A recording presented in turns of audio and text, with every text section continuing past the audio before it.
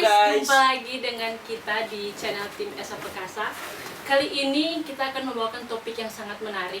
Jadi sebenarnya ini pengalaman waktu Sri SD, sering melihat kontes menari dari kebudayaan Minahasa, yaitu tentang tarian Kawasaran.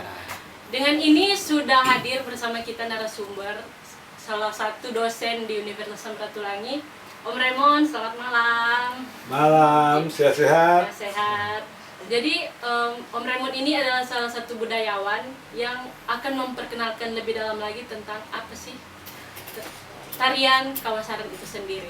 Mungkin Om Raymond bisa menjelaskan. Oke, tapi sebelumnya kita pekikan dengan moto Esa Perkasa. Masasan Malialeosan ya Santi. Jadi baik sekali. Ini satu pertanyaan menarik yang akan dikisahkan, yang akan dijelaskan tentu tentang tarian Kawasaran dengan tema menuju hak paten. Sampai sekarang Kawasaran masih sulit untuk mendapatkan hak paten. Karena mengapa? Karena unsur inti dari Kawasaran itu belum jelas. Memang Kawasaran tiap subetnis itu berbeda-beda, tapi intinya pasti harus sama untuk jadi hak paten. Jadi Kawasaran sampai sekarang punya latar belakang yang berbeda-beda, tanggapan yang berbeda. Tapi yang kita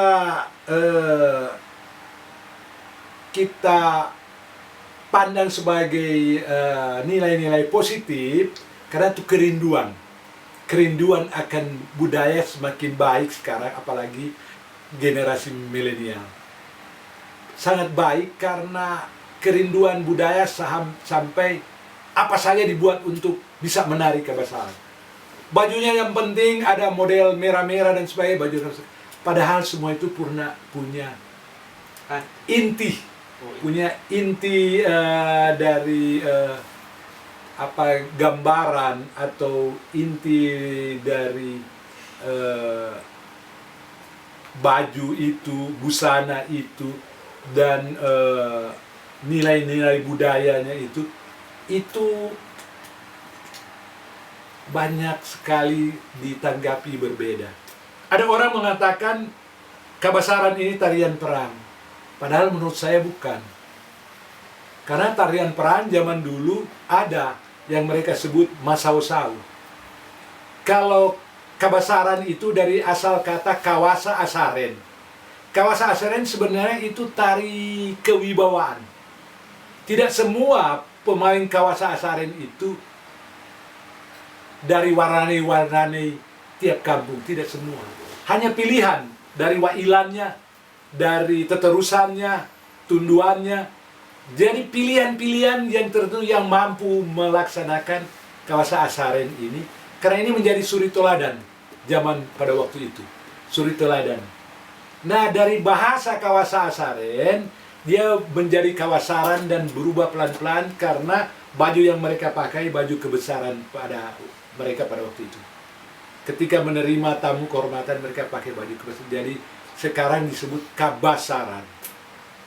Sebenarnya di dalam Kabasaran itu ada sakalele atau cakalele. Jadi dulu Kawasaran bukan cakalele. Tetapi sekarang di dalam Kawasaran ada cakalele yang berasal dari kata sakalele. Saka, sumaka. Karena kalau kita ambil ayam, kasih baku saka. Artinya berkelahi berhadapan. Lele artinya aturan. Jadi berkelahi berhadapan secara aturan.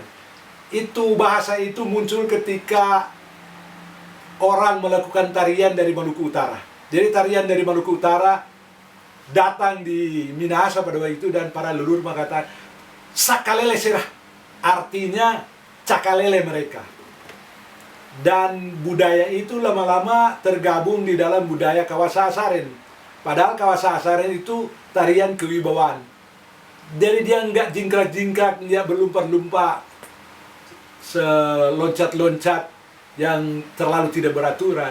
Tapi mereka sebenarnya hanya menggoyang badan dengan sukacita. Karena ada tamu kehormatan yang datang, mereka jemput, mereka pakai baju kebasarannya, dan penuh kewibawaan. Tidak semua bisa masuk di bara api di lubang. Tidak semua bisa masuk di bambu yang halus itu, bilang bambu bulu tui dibilang di Manado. Tidak semua bisa masuk di duri-duri salak. Diuji coba setiap pemain Kawasa Asaren, jadi hanya pemimpin-pemimpin dan punya kesaktian yang mampu pada waktu itu, dan menjadi suri teladan karena mereka di tiap desa atau apa mereka menjadi contoh dan pengawas dan pengatur di salah satu desa, sehingga tidak ada kejahatan, tidak ada orang yang menyimpang dari segi moral dan apa semua, karena mereka pemimpin-pemimpin yang sangat dihormati dan mempunyai kesaktian. Baik, Itu sebenarnya. kalau dari tarian Kawasaran sendiri sudah ada sejak tahun berapa di Tanah Minahasa? Mungkin sejarahnya bagaimana? Kawasa Asaren sudah muncul dari abad ketika mulai terbentuk pakasaan mulai terbentuk. Jadi di zaman peralihan dari zaman Spanyol Portugis ke zaman Portugis ke zaman kolonial Belanda.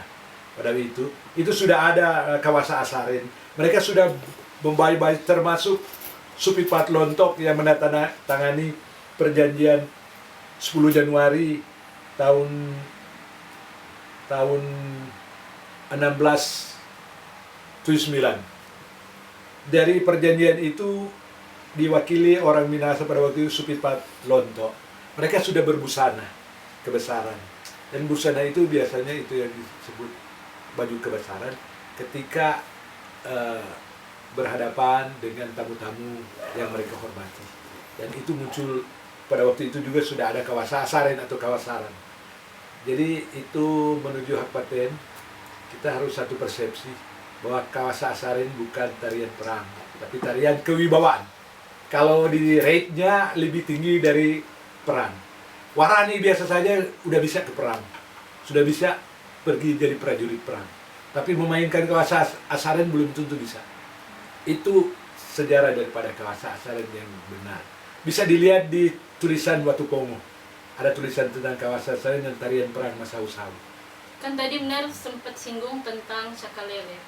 Apakah dia mirip atau kan sama dengan tarian Kawasaran itu sendiri, tapi tentunya ada ciri khas yang membedakan Cakalele dengan Kawasaran dari Minahasa. Kira-kira yang menjadi ciri khas dari Kawasaran itu sendiri apa yang membedakan dan unsur-unsur yang bisa kita... Iya benar. Ya benar, kalau Cakalele itu lebih banyak berjingkat-jingkat dan mendemonstrasikan kekuatan-kekuatan mistik. Potong badan, potong kaki dan sebagainya. Dan mereka berjingkrak-jingkrak, berkelahi berhadapan, beraturan. Cakalele. Tetapi kalau dia menuju ke Kawasa Asaren lebih berwibawa, di mana mereka hanya jingkrak-jingkrak sedikit tapi menunjukkan kewibawaan mereka. Jadi penggabungan itu yang jadi Kawasaran saat ini. Saat ini ada penggabungan, ada Cakalele dan Kawasa Asaren. Dan ada beberapa sub-etnis yang lebih cenderung menampilkan kekebalan, lebih cenderung menampilkan atraksi-atraksi tertentu. Ada sub-etnis, tapi ada sub-etnis lain lebih menampilkan busana yang indah. Sariannya harus pakai arti burung tahun apa, memakai topi seperti ini. Sualang, ada yang sualang disebut hari itu bulan sabit. Bulan sabit itu lambang, termasuk lambang Tuhan pada waktu itu. Iya, lambang empung pada waktu itu ada di atas topi itu. Biasanya dibuat dari taring, itu melambangkan bulan sabit. Dan ada beberapa juga perlambangan tertentu, yaitu burung tahun yang dianggap umur panjang karena pemimpinnya memakai itu, artinya umurnya panjang. Jadi itu salah satu. Kalau tengkorak-tengkorak itu aksesori di mana cukup banyak itu musuh yang dia sudah kalahkan. Barangkali seperti itu. Kalau tarian Kawasaran itu sendiri biasanya ditarikan di momen-momen seperti apa? Akhirnya di akhir-akhir zaman kolonial Belanda, tarian Kawasaran dipakai untuk menjamu tamu. Atraksi menjamu tamu yang mereka hormati, dan menjadi satu tampilan, menjadi satu atraksi, menjadi satu suguhan pada waktu itu, suguhan budaya agar supaya menyenangkan tamu-tamu mereka. Dan kalau pemimpinnya turun langsung untuk menjamu orang besar atau mereka sebut si Bakapetor atau si tua wangko yang mereka sambut, mereka hormati, dan disitulah kewibawaan dua belah pihak tertentu dan mereka jalan berjingkrak-jingkrak dan penuh sukacita agar supaya tamu lihat bahwa menjamu dengan senang hati, barangkali seperti itu. Apakah Om Raymond, apakah tarian Kabasaran ini cuma perorangan atau Sudah jelas tarian Kabasaran itu satu grup karena mereka tampilkan bagaimana permainan tarian di dalam kumpulan grup dan bagaimana mereka bermain pasangan atau mereka sebut sumakalele misalnya pasangan, dan mereka mendemonstrasikan itu biasanya yang halus dan berwibawa biasanya. Dan Berarti laki-laki dan perempuan tetap bisa menjadi penari Kabasaran itu sendiri. nah sekarang, dulu perempuan tidak menari Kabasaran, baru sekarang yang dimunculkan di mana warani-warani, artinya serikandi-serikandi Minasa, perempuan-perempuan sebenarnya menjadi sama hak dengan lelaki. Itu sebenarnya emansipasi pertama itu ada di Minasa, dan demokrasi pertama yang menjadi contoh Presiden Soekarno ada di Minasa. Minasa yang menjadi contoh demokrasi, jadi hak antara orang dengan orang itu punya hak asasi yang sama. Demikian juga dengan perempuan, emansipasi sudah ada lebih dulu. Sehingga banyak pemimpin-pemimpin perempuan, bukan saja di zaman Walanda Marabis, bukan saya, sudah lebih dari itu, Lumimut, itu gambaran pemimpin wanita. Nenek Karema menjadi gambaran pemimpin wanita. Jadi pemimpin wanita di Minasa sejak dulu sudah ada. Sehingga di parlemen sudah wakil-wakil perempuan. Waktu zaman kolonial Belanda barangkali seperti itu. Tapi di beberapa festival sering lihat festival kebudayaan banyak sampai anak-anak sering memakai. Itu generasi penerus. Jadi kaderisasi untuk pemain Kabasaran biasanya bermain dari usia muda. Karena bermain Kabasaran ini seni tari, tidak mudah. Seperti seorang petinju, ketahuan ini bukan petinju. Karena di CD boxing saja bertinju dengan bayangan kelihatan kaku. Begitu juga pemain Kabasaran. Dari kecil sudah dilatih sehingga mainnya tidak kaku. Oh, ini memang pemain. Kelihatan, oh ini bukan. Dia masih banyak gerakan-gerakan yang bukan gerakan-gerakan yang sering pemain Kabasaran pakai. Itu setelah menjadi satu tarian. Tapi sebelumnya ini bukan tarian. Sebelumnya ini berbaju kebesaran yang menerima tamu-tamu terhormat.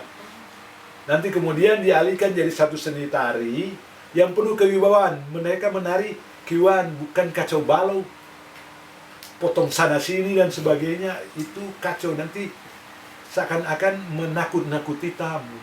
Padahal mereka itu membuat sukacita tamu.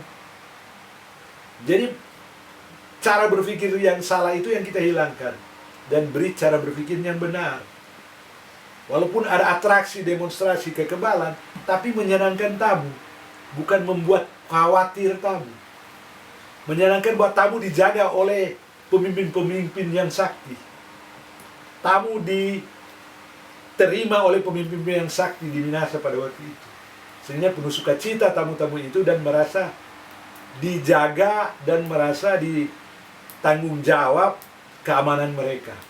Sehingga mereka ada keinginan selalu datang ke Minasa untuk berkolaborasi di Minasa, barangkali demikian. Berarti penari Kabasaran itu sendiri tidak perlu melakukan ritual tertentu ya untuk menjadi penari.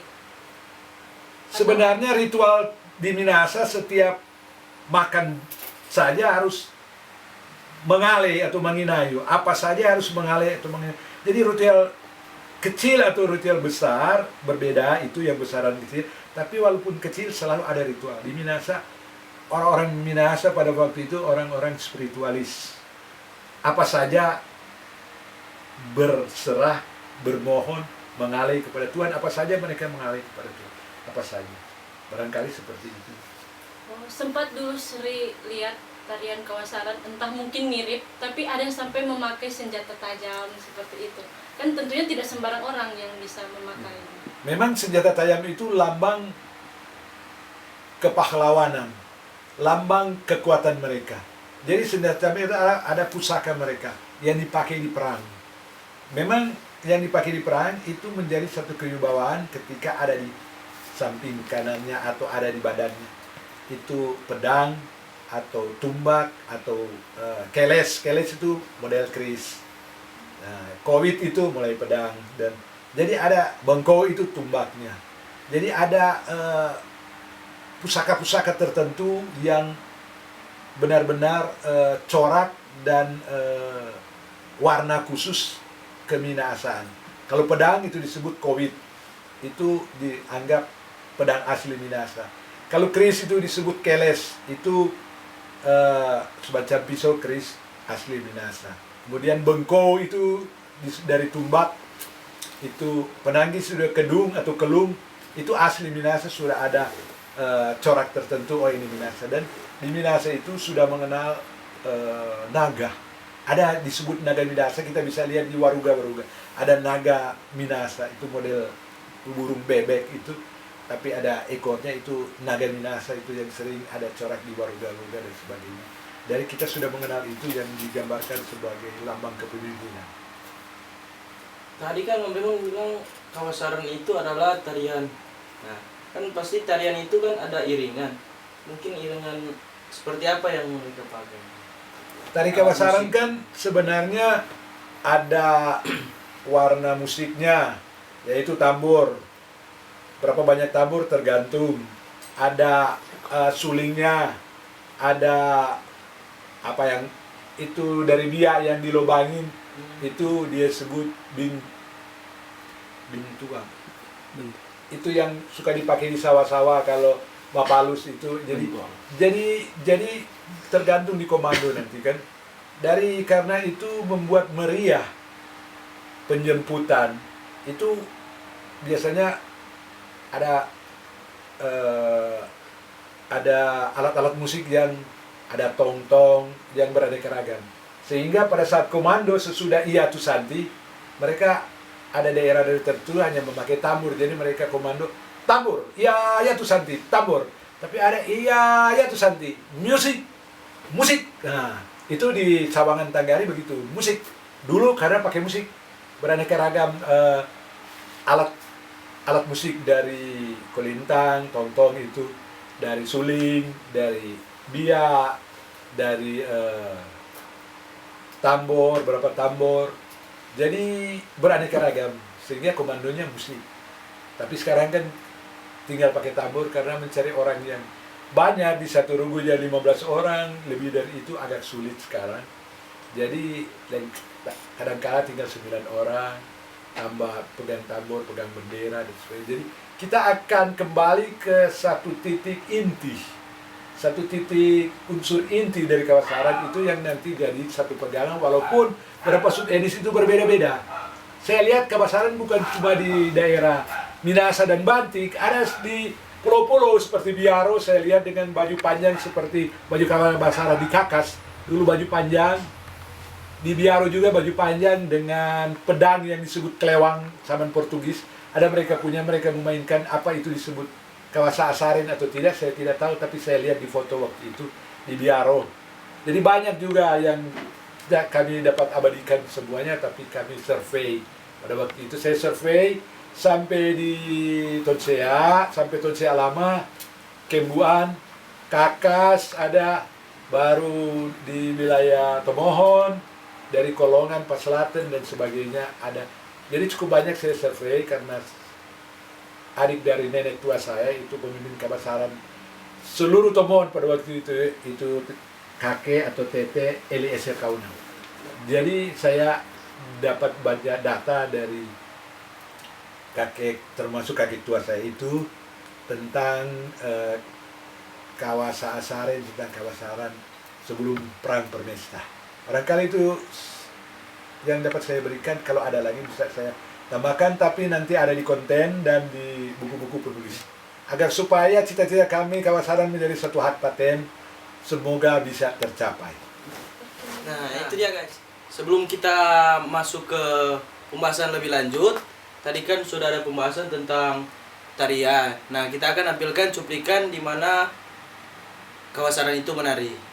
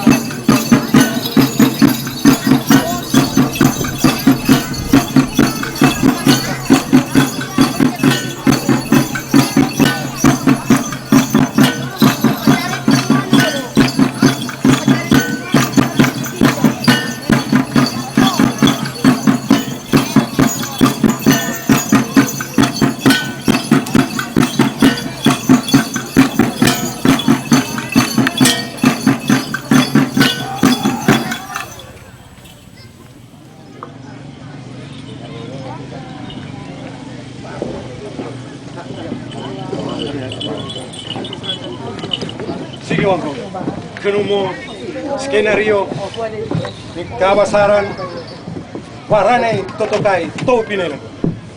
Sige Wangko.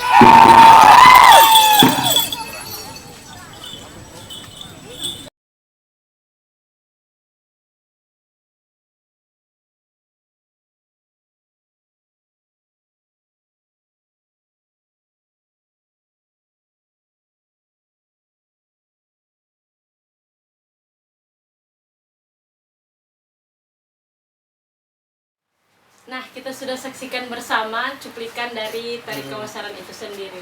Dari tadi Sri sama Randy sudah memakai topi. Kita mungkin akan tanya lebih lanjut pada Om Raymond, apa arti dari topi ini? Di sudut situ juga ada topi kawasaran.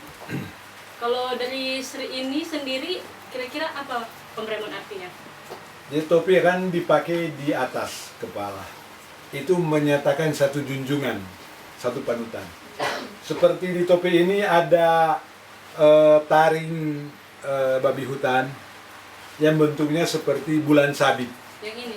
Ya, bulan sabit itu kalau di bahasa Minahasa dulu disebut sualang. Sualang itu adalah bulan, jadi taring babi hutan mirip bulan sabit. Karena bulan sabit itu lambang Tuhan secara tetramagon, lambang Tuhan di Minahasa kuno. Bulan sabit itu dianggap satu perlambang panutan yang maha kuasa, atau amang kesuruan, atau empung wailan wangko, barangkali seperti itu. Dan ada lambang-lambang juga yang dipakai di baju. Kebetulan di sini tidak baju, tapi nanti dilihat di dalam tarian ada baju-baju yang penuh dengan tengkorak. Itu sebenarnya jumlah-jumlah musuh yang sudah dikalahkan. Kemudian ada perlambang yang Sarian pakai adalah lambang burung yang punya paruh besar. Itu lambang burung tahun, artinya lambang umur panjang, di mana pemimpinnya selalu berumur panjang, walaupun pergi berperang dia akan kembali dengan kemenangan. Itu perlambang-perlambang yang inti. Seperti ini Om Raymond. Ya, itu kan burung, karena burung kan terbang. Kita barangkali lebih cenderung seperti di Indian. Orang-orang Indian itu ras Mongoloid, sama dengan kita ras Mongoloid. Itu selalu perlambang sebagai burung, satu panutan. Apalagi burung malam seperti Manguni atau Totosik, Manguni yang kecil itu perlambang burung malam. Dia sering diberi tanda-tanda dari Tuhan katanya. Jadi itu Patuni Opo Empung. Patuni Opo Empung biasanya dari bunyi burung. Burung kadang-kala dipakai di atas sini rupa burung Manguni. Sayapnya dipakai, tapi kalau paruh pakai paruh burung tahun, ya lambang satu umur panjang seorang pemimpin. Seperti itu bagian-bagian inti. Berarti ini asli ya Om Raymond? Ini asli burung. Atau Tapi kalau replika? topi asli replika, topi asli ada di saya bisa ambil, barangkali coba ambil di dalam sini. Di ruangan sini ada topi asli, bisa diperlihatkan. Ini topi asli. Asli dari Portugis. Topi Jadi, ini biasa memang bulu asli burung. burung manguni yang besar yang dipakai sebagai perlambang membawa berita dari Tuhan. Barangkali kalau ada merpati dulu di sini dipakai merpati, tapi zaman merpati Isa Al-Masih di zaman Empung Wangko di daerah Yahudi Israel, mereka pakai burung merpati. Di sini tidak burung merpati, perjanjian tanda para leluhur dengan Tuhan dipakai burung manguni atau totosik atau manguni makasio. Dari suaranya, arti suara menghadap ke sendangan beda, menghadap ke timur beda. Kalau bersuara tegas itu baik, kalau bersuara rawoi seperti suara kuningan juga. Saya punya yang asli ini dan ada yang juga leluhur punya. Jadi ada berapa, dan pedang-pedang yang ada di belakang saya ini pedang-pedang zaman kolonial Belanda. Pedang Husar dan pedang Perang Aceh. Saya punya dari kakek saya pedang dari zaman Portugis, tapi bukan di saya. Kebetulan ada di om saya, dan mereka masih pakai sebagai lambang kepemimpinan di dalam keluarga. Ini dipakai menari juga? Ini pernah dipakai menari. Dulu kan ada hiasan ini, saya sudah copotin semua.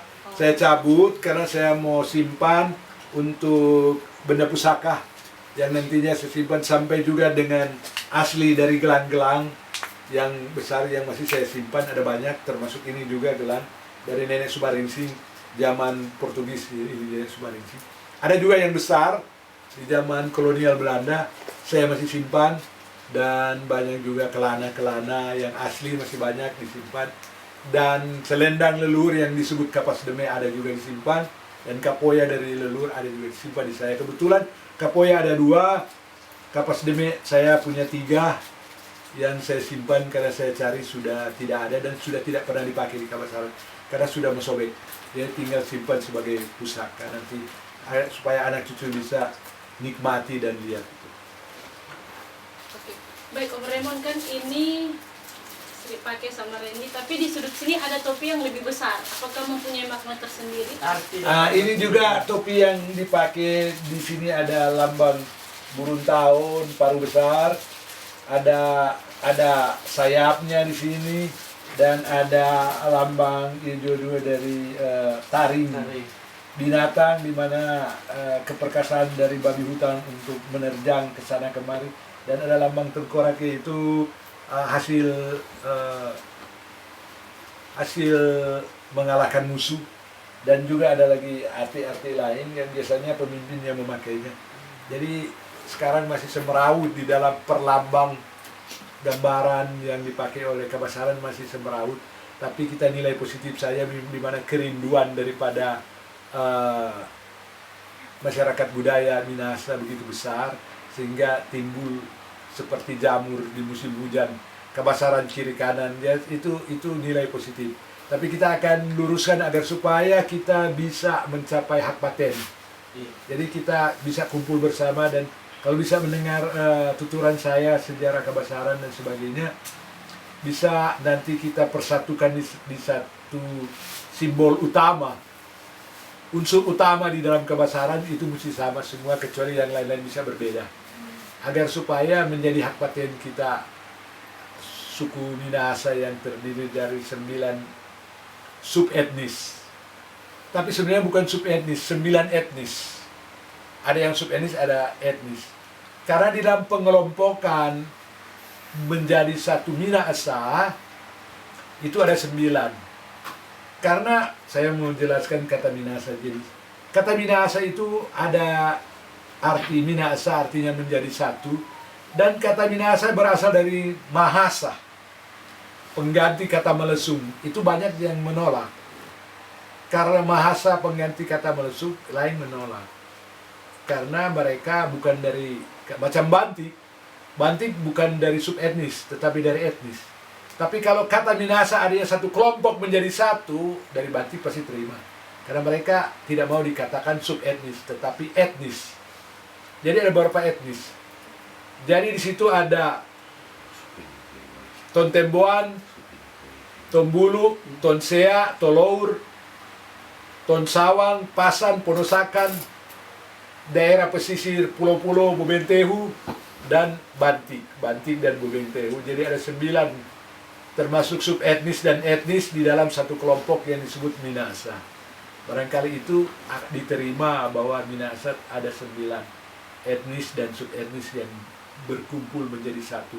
Keinginan bersama itu tercipta pada sesudah mereka minta bantuan di Ternate. Pada waktu itu ada 8 leluhur, 2 dari antaranya dari Bantik. Mereka bersama-sama meminta bantuan di wilayah Ternate dari serangan bajak laut. Disitulah terbentuk Minahasa.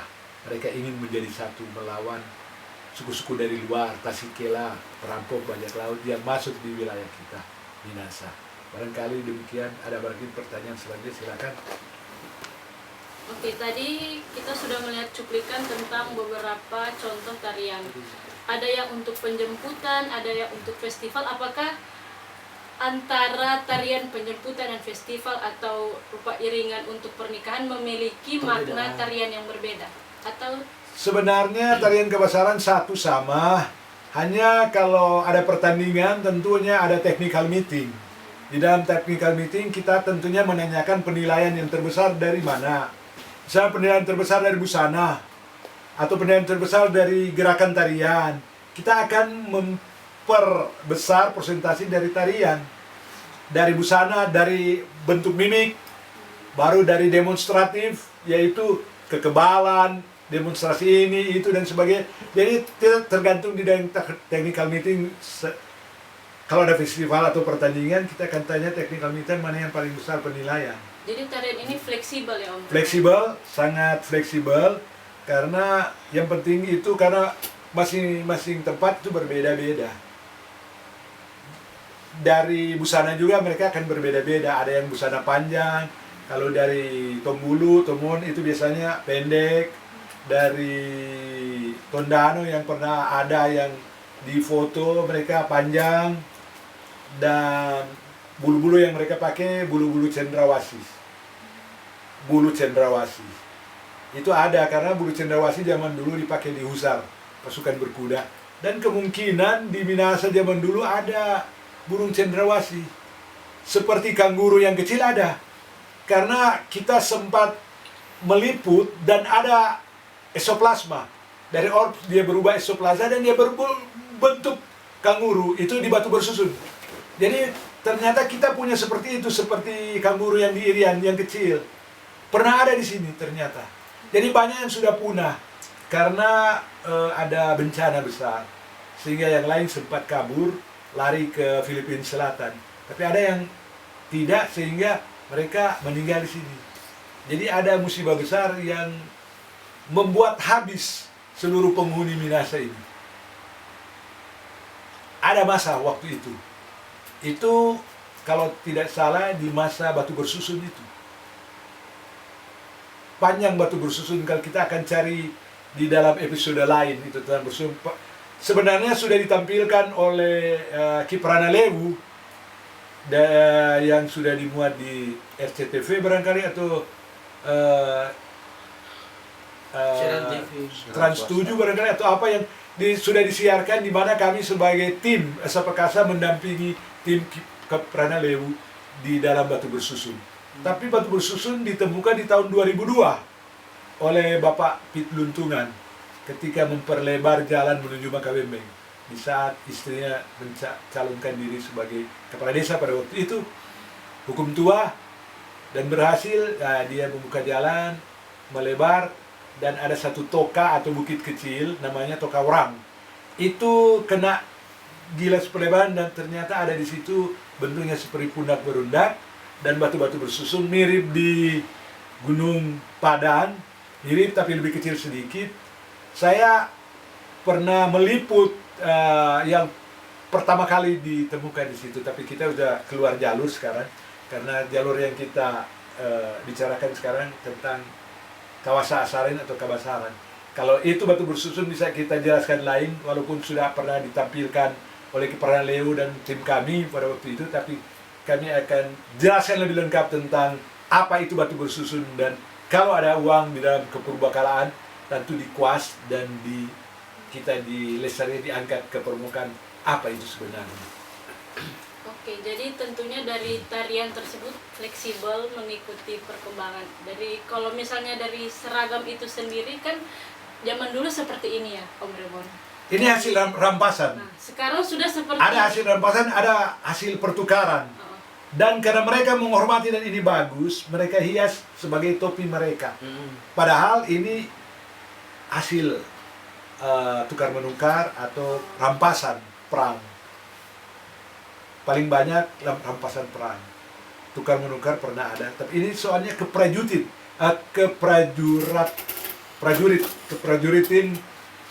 pasukan Portugis, karena pasekinya menghadap ke belakang. Kalau pasekinya menghadap ke depan itu pasukan Spanyol. Jadi berbeda. baik. Kemudian kalau misalnya perkembangan dari yang seperti ini kan dari Ya, seragam. topi prajurit Ini Portugis. dari Minasa. berarti Wahana ada Minasa. sangkut pautnya antara budaya Portugis dengan Minahasa. Oh, tidak sama. Tidak sama. Budaya mereka cuma kan Portugis pernah masuk di wilayah kita dan coba-coba menjajah, tapi gagal karena pada tahun 1643 tertulis di Museum Manila bahwa Portugis diusir besar-besaran oleh leluhur Minasa.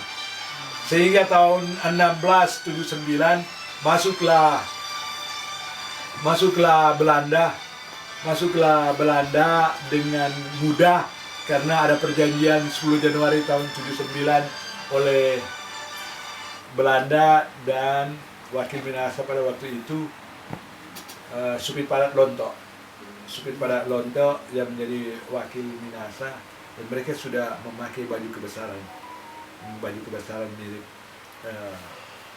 Kawasa Asaren karena menghormati kolonial Belanda pada itu dengan perjanjian 10 Januari tahun 1679 di mana Minasa sebagai sekutu dan teman. Dan perjanjian itu tetap dipakai terus-menerus sampai Belanda keluar dari Indonesia. Belanda mencoba menjadi daerah jajahan tapi tidak berhasil. Karena leluhur lebih patuh kepada budaya tidak tertulis. Di mana perjanjian itu ditulis lewat sumpah adat dan tidak hangus dimakan saman. Tidak musnah dan lebur dimakan air dan musim, sehingga setiap perjanjian mengacu kepada perjanjian pertama ini, sekutu dan teman. Jadi Belanda tidak berhasil, sehingga Belanda memaksakan agar supaya orang Minasa bersekolah dan patuh terhadap perjanjian tertulis. Itu salah satu budaya tidak tertulis yang berhasil di Minasa, sehingga berkepanjangan banyak dengan budaya yang tidak tertulis karena keberhasilan budaya itu, sehingga Belanda tidak berhasil menjajah Minasa. Barangkali demikian. Ya.